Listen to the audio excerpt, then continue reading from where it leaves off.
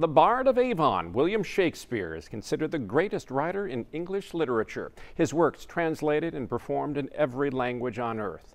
But this year, because of the pandemic, the only company in the country focused on touring a production through state parks has had to improvise. Michael Schlesinger takes us to the Milwaukee-based Summit Players Theater. The goal really is to get access to Shakespeare and to theater to as many people as we can reach each summer. Executive Director of Summit Players Theater, A.J. Magoon, and his group of actors have found the perfect venue to accomplish their mission. It's done through a virtual means called No Bummer Summer. Think of it as a complete digital Shakespeareans. So we're taking our education content, we're taking our workshops, and even stuff that we've never tried before, and we're moving it all online so that people can still kind of get a little taste of what we do and what they like seeing every summer, even though they can't see us in the parks. In a typical summer, this troupe usually travels to various state parks across Wisconsin, performing one Shakespearean play, 75 minutes in length. A Midsummer Night's Dream and Romeo and Juliet, two past performances to name a few. It all comes out of a trunk, it all comes out of a van. All we ask for is a picnic table and a stage and a place to put an audience, and we bring all of the costumes and all of the set, and we put up a banner over the picnic table, and then we just do this very fun, minimal, family-friendly, interactive kind of show. Why Shakespeare?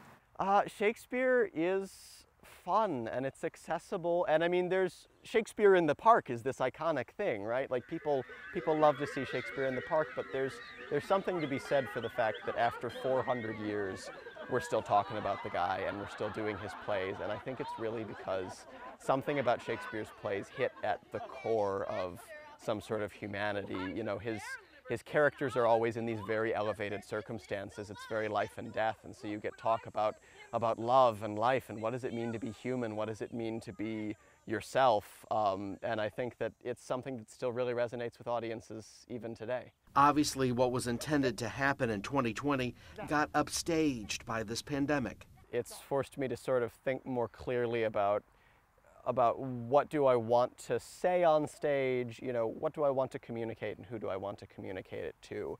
The COVID has been a big pause for the theater industry. I think there's companies like us that are still doing things, but even then, it's not business as usual. And I think, this, surrounded by all of the other conversations that we're really having in our society nowadays, have sort of forced a really good conversation about when we come back, what are we going to bring back, and what's important for us to be sharing with people. And that's all acting is, really. We're playing dress up and we're pretending to be someone else. Director of Education with Summit Players, Carolyn Norton, knew she had to take center stage and create perfect content for both the actor and audience in light of what our new reality is. We will make it fun and exciting and accessible, even though it is digital. What she's come up with is acted out through different online workshops and podcasts.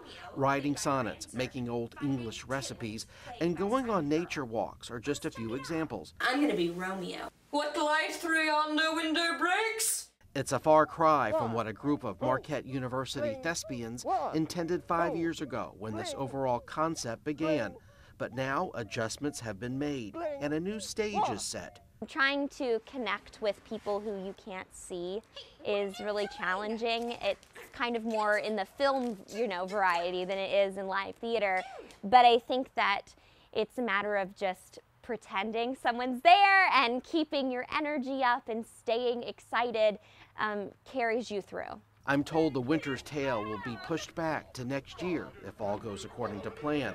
It's a story about some major problems and psychological drama, but with a happy ending. Sounds a little like life, imitating art. I think acting is really a way to bring people into a room together, both the people who are on the stage and the people who are in the audience, to sort of pause their daily lives and leave the rent behind, leave the groceries behind, leave the worries about the kids behind, and just sort of think more seriously about who are we and what are we doing right now, and are we satisfied with that? Do you have answers to the questions? I wish I did.